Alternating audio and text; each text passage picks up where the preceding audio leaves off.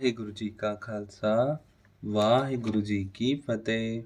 जन्म साखी 10 गुरुओं की सूरज प्रकाश ग्रंथ साखी गुरु गोबिंद सिंह जी की।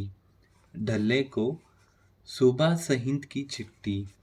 जब सूबा सहिंद वजीर खां को पता लगा कि गुरुजी तलवंडी डल्ले चौधरी के पास उतरे हुए हैं, तो उसने डल्ले चौधरी को लिखा कि गुरु गोबिंद सिंह ने हमारे लाखों आदमी युद्ध करके मार दिए हैं।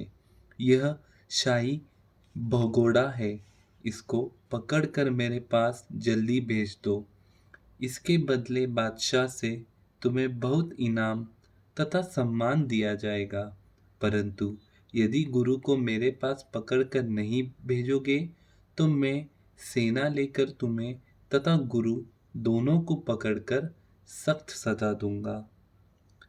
सूबे की यह चिट्ठी पढ़कर डल्ले ने उसको उतार दिया कि गुरुजी हमारे प्राण हैं, इसको पकड़कर मैं तेरे पास कभी भी नहीं भेज सकता।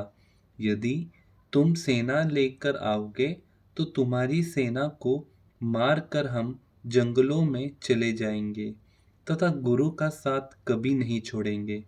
डल्ले का यह उत्तर पढ़कर वजीर खां गुस्से से लाल पीला होकर बड़ा दुखी हुआ। जब डल्ले के इस उत्तर का गुरुजी को पता लगा तो आप जी ने कहा, डल्ला चौधरी, हम तेरे ऊपर बहुत प्रसन्न हैं। तुमने सुबह से डर कर शूरवीरता दिखाई है, सुबह से न डर कर शूरवीरता दिखाई है। धन श्री गुरु गोबिंद सिंह जी महाराज। गुरुजी ने बठिंडे का किला देखना। एक दिन गुरुजी ने डल्ले को कहा, चौधरी, हमने सुना है कि बठिंडे का किला लड़ाई करने के लिए बहुत अच्छा स्थान है, हम उसको बेचना चाहते हैं। डल्ले ने कहा, महाराज, यह किला बहुत समय से उजड़ा पड़ा है, तुम जिधर इच्छा है विचरो, इधर तुर्क लड़ाई करने नहीं आ सकते। तुम किला देखकर फिर मेरे पास ही आ जाना और किसी जगह चित न लगा लेना। गुरुजी ने कहा, हम किला देखकर जल्दी ही तुम्हारे पास आ जाएंगे। धन श्री गुरु गोबिंद सिंह जी महाराज। दमदमे वापस। भटिंडी का किला देखकर तथा अपने और सिखों को निहाल करके गुरुजी वापस तलवंडी दमदमे डल्ले के पास आ गए।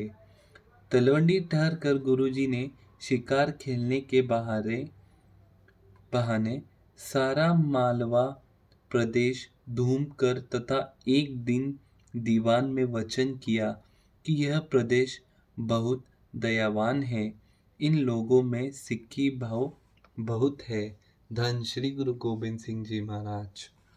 सूबा सहिंद की डल्ले को दूसरी चिट्ठी।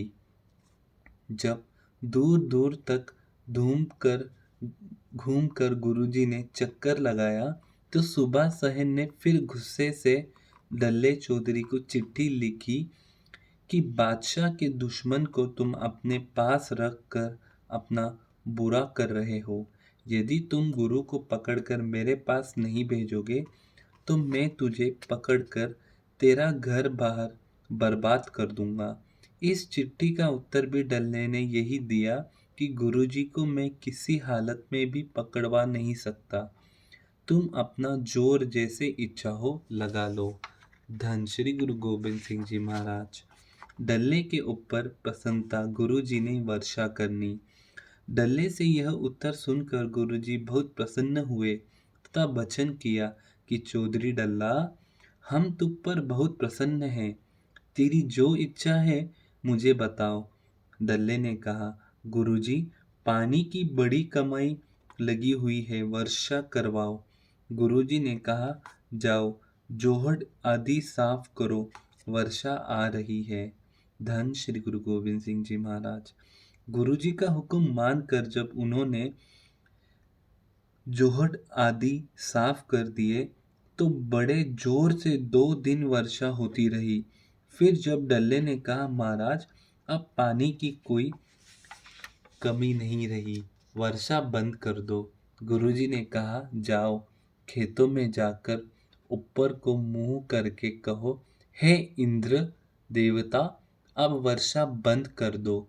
जब डल्ले ने बाहर जाकर ऊपर मुंह करके इंद्र देवता को इस तरह ही कहा, तो वर्षा बंद हो गई। धन श्री गुरु गोबिंद सिंह जी महाराज। वाहे गुरु जी का खालसा, वाहे गुरु जी की फतेह।